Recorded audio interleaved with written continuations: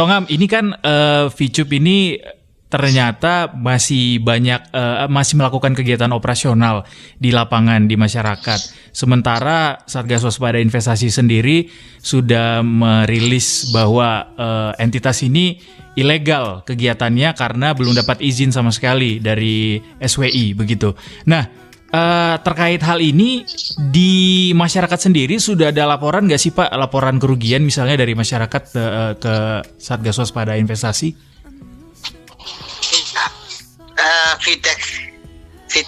Future View Tech ini atau VTUP itu memang kita bahas di bulan Juni 2020 dan kita menyatakan bahwa kegiatan Future View Tech ini tidak mempunyai izin di Indonesia sehingga kita menyatakan kegiatan ilegal. Oleh karena itu kami sudah mengumumkan ke masyarakat, kemudian kami meminta diblokir semua situs web aplikasi melalui Kominfo, dan kita meminta kepada masyarakat untuk tidak mengikuti kegiatan-kegiatan itu sebelum mendapatkan izin yang baik. Namun demikian sampai saat ini belum ada pengaduan mengenai masyarakat yang dirugikan oleh VTech ini, karena memang kami meyakini masyarakat kita sudah semakin cerdas, tentu tidak terjebak dengan kegiatan-kegiatan yang akan merugikan mereka. Jadi masyarakat saat ini yang mengadukan hanya mengatakan bahwa saat ini ada operasional VTUP, tapi belum ada yang dirugikan karena operasional VTUP ini. Pak, tapi kan kenyataannya saat ini VCUP-nya sendiri masih berjalan nih Pak operasionalnya di lapangan, dan masih banyak, bahkan makin banyak sepertinya masyarakat yang ikut jadi member begitu Pak. Dari Satgas Waspada Investasi sendiri tindak lanjutnya apakah akan mengajak otoritas terkait lainnya untuk menghentikan kegiatan operasionalnya atau gimana Pak tindak lanjutnya? Ya, jadi ini memang dari dua sisi ya. Yang pertama Satgas Waspada Investasi yang merupakan koordinasi dari berbagai 13 kementerian lembaga sudah mengumumkan hal ini, dan ini kita meminta masyarakat untuk tidak mengikuti apabila memang kegiatan-kegiatan itu ilegal. Di sisi lain masyarakat kita juga harusnya memahami dan mengerti bagaimana kita telah menyampaikan kepada masyarakat agar kegiatan-kegiatan yang tidak mendapatkan izin supaya tidak diikuti. Namun demikian memang saat ini kami sudah koordinasi juga dengan seluruh anggota Satgas Waspada Investasi. Ada Kemenkominfo yang saat ini masih memblokir PSE-nya, kemudian situs web aplikasi juga diblokir, kemudian juga dari kementerian lain juga melakukan pembinaan, dan saat ini memang VTUP ini sudah mengurus izin sebenarnya, dari mereka sudah konsultasi dengan Satgas Waspada Investasi, namun beberapa hal yang masih diperbaiki tentu perlu perbaikan dari mereka.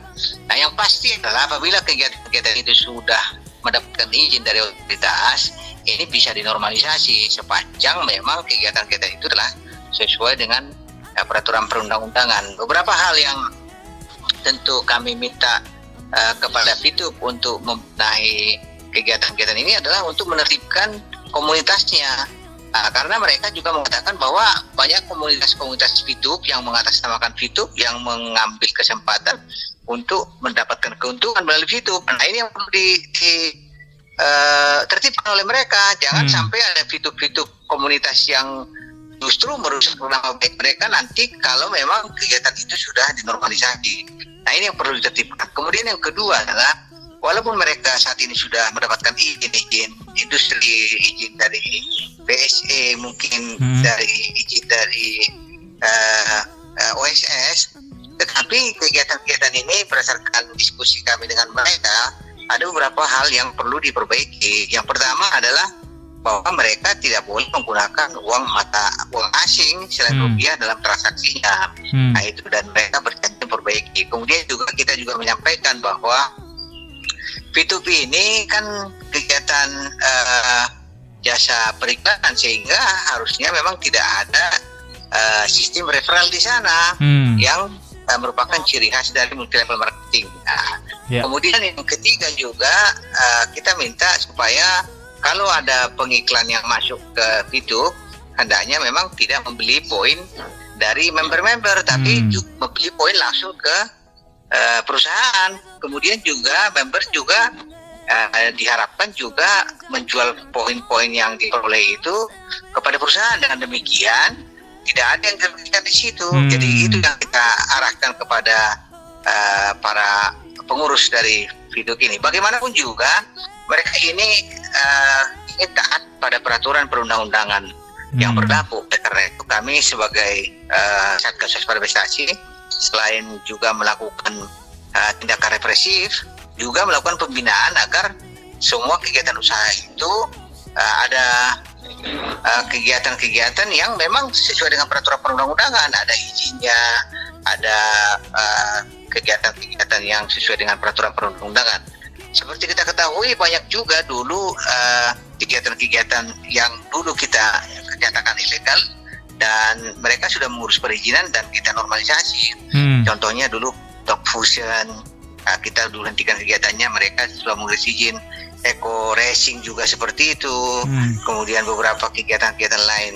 Jadi kita tidak melulu memang memblokir tanpa memberikan peluang bagi mereka berusaha, tetapi tetap kita arahkan supaya mereka berusaha sesuai dengan ketentuan perundang-undangan, terutama dalam rangka perlindungan masyarakat. Yang kami harapkan dari setiap perusahaan seperti ini adalah ada nilai tambah bagi perekonomian Indonesia, tentunya memberikan kontribusi dalam rangka peningkatan terutama sisi ekonomi para masyarakat yang mengikuti. Jangan melakukan penghimpunan dana yang tidak sesuai dengan peraturan perundang-undangan. Itu yang kami sampaikan saran ke Fiduk, dan mereka kelihatannya memang akan menuruti saran dan pembinaan dari kami Satgas Waspada Investasi dari 13 kementerian lembaga, dan kita lihat nanti bagaimana perkembangan pengurusan izinnya. Kalau memang sudah clear, kita akan kaji kembali dan kita akan monitor pelaksanaan kegiatan dari Fiduk ini. Oke, Pak Tongam, kalau dilihat dari sisi operasionalnya kan dulu tuh kita sempat tahu bahwa ada yang namanya Mimiles yang juga dihentikan operasionalnya karena himpun dana dari masyarakat, terus ada top up juga, sistem top up, kegiatan usaha perikanannya juga ada juga di situ Pak, dan tanpa izin. Dari sisi rasionalitas juga kita lihat kalau dari si Fitupnya sendiri kurang rasional nampaknya, dan seperti menggunakan skema Ponzi gara-gara bonus-bonus yang diterima para anggota ini dihimpun dari peserta baru yang direkrut. Nah, kalau dilihat dari kegiatan yang mereka lakukan saat ini, kalau dari SWI-nya sendiri Pak, Satgas Waspada Investasi, hasil penelusurannya terhadap kegiatan yang dilakukan Fitup ini sendiri sejauh ini gimana Pak penilaiannya? Iya, ini tentu berbeda dengan Mimiles ya. Mimiles itu sama sekali nggak ada izin. Mereka izinnya itu hanya izin untuk melakukan edukasi kemudian mereka melakukan penghimpunan dana dengan top up. Contohnya 3 juta dapat motor, 7 juta dapat Fortuner, 11 juta dapat Alphard. Ini berbeda sekali. Jadi kita tanpa bekerja juga bisa melakukan Mimiles. Memang itu sangat-sangat tidak mungkin ada kegiatan operasi seperti itu, dan saya kira Mimiles itu walaupun ngurus izin dimanapun tidak akan bakal bisa dapat seperti itu izin. Nah, kalau Fitup ini yang sesuai dengan yang kita diskusikan, fokusnya adalah tidak merupakan kegiatan skema Ponzi dan tidak merupakan kegiatan member. Tetapi prinsip utama yang disampaikan ke kami oleh mereka, dan tentunya ini sangat menarik dan merupakan suatu, menurut kami bisa jadi menjadi inovasi juga, bahwa prinsip utamanya mereka tidak mengumpul dana dari masyarakat. Jadi tidak ada pembayar dari masyarakat. Ini yang kita pegang. Jadi tidak ada istilah masyarakat bayar. Itu yang paling utama. Kemudian prinsip yang kedua, karena memang ini adalah jasa, kita juga sangat concern dan hati-hati. Ini kan masyarakat diminta untuk menonton iklan. Kemudian atas menonton iklan itu diberi poin. Nah, ini dari isu ilustrasi yang kita dapatkan dari mereka adalah seperti contohnya YouTube. YouTube ini YouTubersnya kan mendapatkan uang dari YouTube karena ada pengiklan masuk ke sana, di mana viewersnya tentu mendapatkan informasi dari YouTubers, dan ada slot-slot iklan di sana, sehingga YouTubers itu mendapatkan uang di sana kan, tetapi penontonnya nggak dapat uang kan, viewersnya nggak dapat. Nah, yang menjadi perhatian kita di dalam VTube ini yang mereka prestasikan, walaupun memang kita tetap analisis dan kaji bahwa VTube ini yang nontonnya itu yang dibayar. Itu jadi seperti itu. Nah, kalau demikian berarti memang masyarakat kita yang mengikuti VTube tidak dikumpulkan dana, tetapi mereka justru mendapatkan keuntungan karena menonton iklan. Seperti itu kira-kira. Tetapi kita juga paham nilai menonton iklan ini, tentu para pengiklan pun akan sangat cerdas tentunya. Karena apa? Pengiklan ini kan akan bisa mendapatkan uang kalau ada yang beli, bukan karena ada yang menonton, kan gitu. Betul. Jadi kita juga, karena ini juga nanti kalau memang tetap pengiklan itu masukkan iklannya di VTube, tetapi ternyata barang yang nggak laku jual, otomatis mekanisme pasar kan berlaku. Betul. Kalau memang dia nggak laku, otomatis dia tidak akan ada yang membeli dia. Betul. Hanya untuk, oleh karena itu VTube ini kalau memang dia ingin berhasil, ya harus juga penontonnya itu mungkin akan beli produk-produk yang diiklankan. Begitu. Kita kasih ke mekanisme pasar saja. Jadi pada dasarnya kita positif saja berpikir sepanjang dia tidak menghimpun dana, tidak merugikan masyarakat. Tetapi kalau dia menawarkan contohnya iklan-iklan ditonton oleh para member dan memang tidak beli, otomatis pengiklan juga nggak mungkin ada yang datang, kan gitu kan. Betul. Jadi kalau umpamanya kita biarkan juga dia makan seperti itu, ya memang tidak akan ada pengiklan yang masuk ke VTube kalau memang tidak memberikan keuntungan, kan bisnis namanya. Jadi menurut saya sih memang secara logika kita kalau sepanjang dia mendapatkan perizinan dari otoritas yang sudah terkait dan kemudian dia beroperasi, ternyata pengiklan yang nggak ada yang datang sementara dia tidak menghimpun dana dari masyarakat. Nah ini kan bagaimanapun juga bisnis harus jalan kalau memang ada biaya yang dipenuhi, kan maksudnya pengiklan. Jadi itu ya sama seperti itu. Kalau iklan nggak ada, dari mana YouTube mau bayar mereka, kan begitu kan? Betul. Pak, ini itu juga ditonton oleh viewers YouTubers, ya belum tentu juga beli, kan gitu juga. Seperti itu mereka menjelaskan, dan ini memang menarik. Artinya gini, artinya kita harus membuka peluang juga bagi inovasi-inovasi yang memang memberikan peluang meningkatkan pendapatan masyarakat tanpa merugikan masyarakat. Kalau kami lihat sebenarnya ini yang perlu dipahami, bahwa kegiatan-kegiatan seperti VTube ini kalau memang dia berlaku hukum pasar, artinya penontonnya dibayar tapi iklannya nggak ada, ya pasti dia tutup, kan gitu kan. Nah itu, jadi itu hanya itu. Oke, Pak, ini kan berarti saat ini kan VTube masih belum mendapatkan izin, Pak, untuk melaksanakan operasionalnya. Dan sementara di lapangan mereka kelihatannya sudah ada izin, sudah di OSS sudah ada, mereka sudah kirim ke kami, dari Kementerian Perindustrian juga sudah ada. Mereka sudah kirim ke kami. Kami saat ini sedang menganalisis mengenai bagaimana kegiatan itu sesuai dengan perizinan. Jadi sudah beberapa bulan ini mereka mengirim surat ke kami, dan sudah ada 2 kali kalau nggak salah kami bahas dengan VTube, dan kami masih belum yakin. Sudah 2 kali, mungkin nanti kita akan bahas lagi, saya nggak tahu, mungkin dalam waktu dekat, untuk melihat perkembangan di lapangan. Tetapi kami juga mengharapkan VTube menertibkan semua komunitas-komunitasnya. Jangan sampai ada VTube lain yang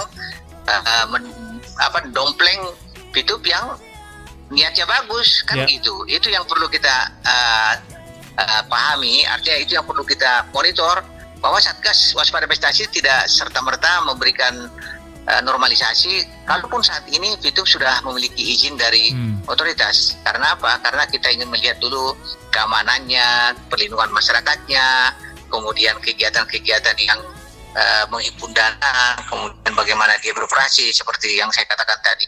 Jangan sampai menggunakan mata uang asing. Jadi berbagai aspek kita lakukan dalam rangka perlindungan masyarakat. Sehingga apabila nanti VTube sudah dinormalisasi oleh Satgas Waspada Investasi, ya memang karena mereka sudah memiliki izin dan memang kegiatan-kegiatannya sesuai dengan izinnya. Pak, tapi berarti kan sekarang ini mereka sah-sah aja dong, Pak, berarti ya, karena udah dapat izin dari OSS, mereka sah-sah saja melakukan kegiatan operasi. kita belum normalisasi. Oleh karena itu makanya saya dari awal tadi sudah katakan masyarakat diminta untuk cerdas. Apabila kita sudah menyampaikan belum bisa berbagai kegiatan yang tidak punya izin, ya masyarakat harus cerdas. Jadi bagaimanapun juga ini kembali kepada masyarakat juga sebenarnya. Kita sampaikan ke masyarakat ya tertib lah. Jangan nanti setelah umpamanya ada kerugian baru menyesal. Oleh karena itu hidup ini karena belum dinormalisasi dan saat ini mereka masih sedang dalam proses dengan Satgas Pariwisata dengan perizinan-perizinan yang sudah diajukan ke kami, ya masyarakat agar bersabar atau tidak mengikuti kegiatan itu. Itu. Jadi karena apa? Karena kami dari Satgas Pariwisata juga bagaimanapun juga ya mengedukasi masyarakat sebenarnya, sehingga kalau masyarakat juga mengikuti ya bagaimana, kita mau bilang apa kan gitu. Tapi kita hanya mengharapkan mereka jangan sampai dirugikan, dan ini yang kita harapkan, perlindungan kepada masyarakat yang paling utama. Oke, berarti masyarakat diminta untuk tetap mawas diri dan juga lakukan analisa ya Pak terhadap investasinya Pak. Sepanjang belum ada pemberitahuan normalisasi dari Satgas. Oke, Pak, terakhir tadi saya highlight sedikit yang soal transaksi. Mereka kan saat ini kalau misalnya dapat returnnya itu dalam bentuk dolar ya Pak, dihargai 1 poin itu $1 katanya. Kayak gitu-gitu yang harus dikonversi dalam rupiah ya Pak. Itu yang nggak boleh. Jadi dan mereka juga masih beli poin itu dari member juga masih ada Pak. Iya, itu yang perlu. Tadi saya sudah sampaikan seperti yang saya katakan tadi, saran dari Satgas Pariwisata. Kemudian itu menjadi hasil evaluasi kita pada pertemuan nanti. Kalau mereka sudah lakukan semua itu dan izinnya sudah clear, menurut saya ya memang begitu kegiatannya, tidak mungkin kita larang lagi kan gitu. Tetapi tetap kita monitor. Bagaimanapun juga sepanjang dia tidak menghimpun dana dari masyarakat, membernya dapat keuntungan dari iklan, ya sama saja dengan YouTubers itu. Dari mana dia dapat coba dapatkan uang? Hanya saja ini ceritanya di blow up. Saya nggak tahu ya, kita berpikir jernih saja lah. Sepanjang usaha itu sudah clear izinnya dan kegiatannya sesuai dengan apa yang diizinkan dan kami tetap monitor, menurut saya sih memang ada upaya-upaya normalisasi. Dan ini tetap dimonitor tadi, jadi tidak ada member get member, kemudian tidak ada penggunaan mata uang asing, tidak ada itu tadi poin-poin dibeli antar anggota atau pengiklan membeli dari poin anggota, kegiatan-kegiatan seperti itu. Dan kemudian juga dia harus mengurus juga servernya di Indonesia, dan ini katanya memang mereka sudah mengurus seperti itu. Jadi langkah-langkah positif yang kita lihat sebenarnya, walaupun masyarakat kita saat ini kok YouTube kok rame, tapi memang sampai saat ini memang belum ada yang dirugikan, nggak ada. Belum ada laporan ya Pak? Belum ada. Laporan yang ada pada kami adalah YouTube makin merajalela. Ya merajalela, memang kita sampaikan ke masyarakat jangan dulu. Kita sudah menyatakan ilegal. Oke, Pak, kalau nih Pak, sorry Pak, satu lagi Pak, kalau misalnya rekomendasi yang disampaikan tadi sama Satgas Waspada Investasi tidak kunjung dipenuhi, ada kemungkinankah operasional akhirnya ditutup atau seperti apa tindak lanjutnya Pak?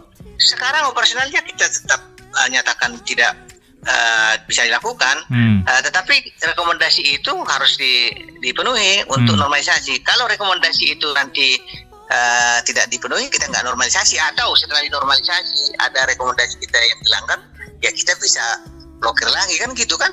Iya, karena kita yang utama dari Satgas itu adalah perlindungan kepada masyarakat kita, jangan sampai ada yang rugi, tertipu.